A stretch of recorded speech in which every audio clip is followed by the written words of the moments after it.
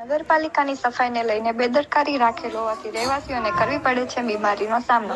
ફરી એકવાર ઉપલેટા નગરપાલિકામાં સફાઈને લઈને એએમઆઈના પ્રમુખ ઇમરાન બાપુ પીરજાદા અને તેના કાર્યકર્તાઓ અને રહેવાસીપણો દ્વારા નગરપાલિકા ઉપલેટાની ઓફિસમાં લેખિતમાં અરજી આપવામાં આવી.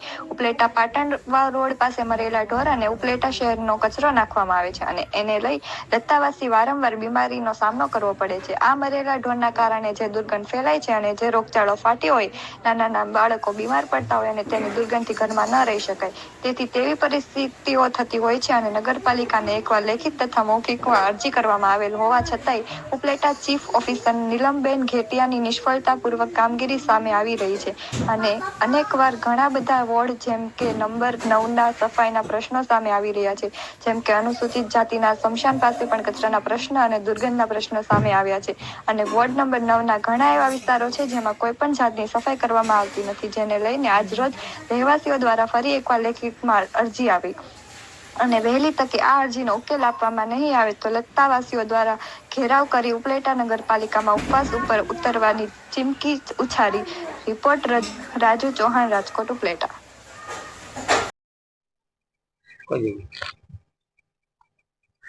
ઉપલેટા શહેર કોંગ્રેસ અનુસૂચિત જાતિના પ્રમુખ કેશુભાઈ વિંજુડા.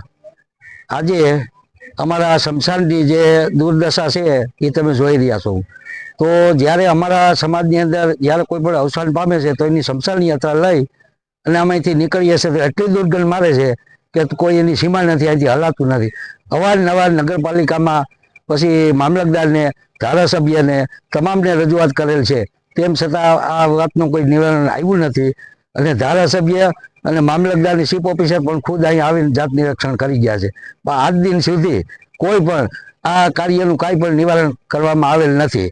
તો વહેલામાં વહેલી તકે જે અમારા સમાજ શમશાને જે અમે કાંઈ પણ કોઈ પણ અવસાન પામે છે અમે જ્યારે જઈએ છીએ તો ત્યારે ખૂબ જ આ દુર્ગંધ મારે છે. તો આનું વહેલાસર નિવારણ આવે અને આ ગંદકી બધી સાફ કરાવે. જો નહીં કરાવવામાં આવે 15 દિવસની અંદર તો અમે ઉપવાસ આંદોલનના માર્ગો અમારે અપનાવવો પડશે.